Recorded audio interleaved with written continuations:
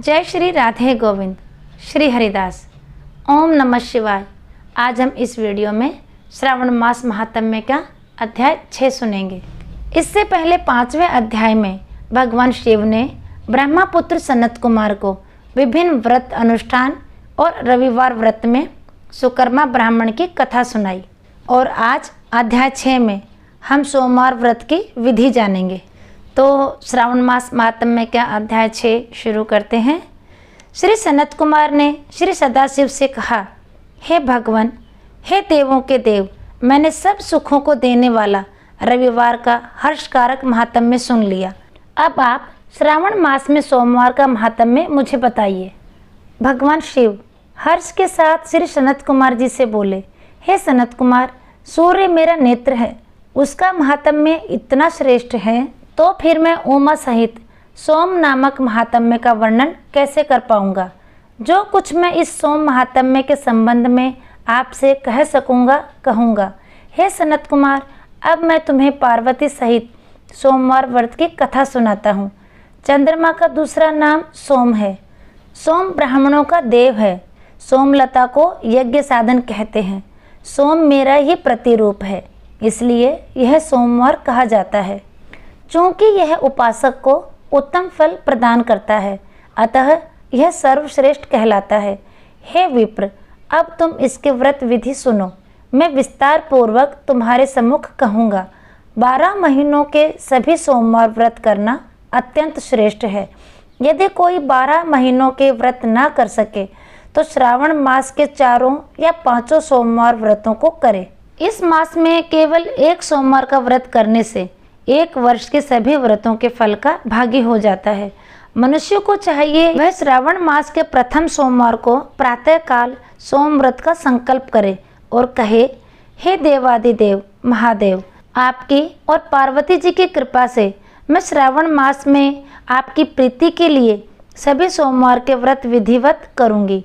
हे दीनानाथ, मुझ पर प्रसन्न होइए। यदि श्रावण मास में 5 सोमवार हो तो 5 ही सोमवार के दिनों में प्रातः संकल्प करके शाम को भगवान शिव का अर्चन करें। 16 उपचारों से सायंकाल में भी शिव जी की पूजा करें और एकाग्रचित होकर इस दिव्य कथा का श्रवण करें। हे सनत कुमार, इस सोमवार की कही जाने वाली विधि को अब मुझसे सुनिए। श्रावण मास के प्रथम सोमवार को इस श्रेष्ठ व्रत को प्रारंभ करें। मनुष्य को चाहिए कि अच्छी तरह स्नान करके पवित्र होकर श्वेत वस्त्र धारण कर लें और काम, क्रोध, अहंकार, द्वेष, निंदा आदि का त्याग करके मालती, मल्लिका आदि श्वेत पुष्पों को लाएं। इसके अतिरिक्त अन्य विविध पुष्पों से तथा अभीष्ट उपचारों के द्वारा ओम नमः शिवाय इस मूल मंत्र अथवा त्र्यंबकम मंत्र से शिव जी की पूजा करें और हाथ जोड़कर कहें, हे सर्वशक्तिमान महादेव भगवान, तुम भवनाशक हो। हे उग्र उग्रनाथ, भव शशि मोली, रुद्र, नीलकंठ, शिव, भवहारी, मैं करबद्ध हो आपका ध्यान करती हूँ। इस प्रकार के मनोहारी वचनों से देवादिदेव महादेव का स्मरण करें, उनका विधिवत पूजन करें। उनकी सामर्थ्य अनुसार जो भी यह व्रत करता है उसे प्राप्त पुण्य लाभ इस प्रकार है। जो लोग सोमवार के दिन पार्वती सहित शिव की पूजा करते हैं वे पुनरावृत्ति से रहित अक्षय लोक प्राप्त करते हैं। हे सनत कुमार, इस मास में नक्त व्रत से जो पुण्य प्राप्त होता है उसे मैं संक्षेप में कहता हूँ। देवताओं तथा दानुओं से भी अभेद्य 7 जन्मों का अर्जित पाप नक्त भोजन से नष्ट हो जाता है। इसमें संदेह नहीं करना चाहिए। इसे करने से पुत्र की इच्छा रखने वाला मनुष्य पुत्र प्राप्त करता है और धन चाहने वाला धन प्राप्त करता है।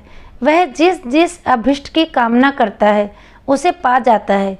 इस लोक में दीर्घकालिक वांछित सुख भोगों को भोगकर अंत में श्रेष्ठ विमान पर आरूढ़ होकर वह रुद्र लोक में प्रतिष्ठा प्राप्त करता है। चित्त चंचल है, धन चंचल है और जीवन भी चंचल है, ऐसा समझकर प्रयत्न पूर्वक व्रत का उद्यापन करना चाहिए। धन का लोभ या मोह त्याग कर अपनी शक्ति के अनुसार चांदी के वृषभ पर विराजमान स्वर्ण निर्मित शिव तथा पार्वती जी की प्रतिमा बनानी चाहिए। इसमें धन की कृपणता नहीं करनी चाहिए।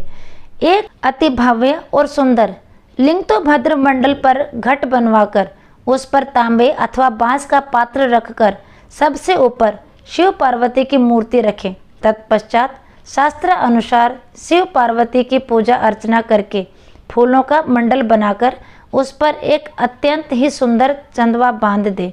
रात्रि जागरण करते हुए गीत नृत्य का आयोजन करें। अग्नि स्थापित करवाकर सर्वभवनाश आदि 11 नामों द्वारा हवन करवाना चाहिए। भक्त बृहतल आदि की मदद से आर्याय तथा मंत्र द्वारा बेलपत्र का अथवा षडाक्षर मंत्र से हवन करें। पूर्ण आहुति पूरी करके स्वीकृत तथा अन्य आहुतियाँ दें।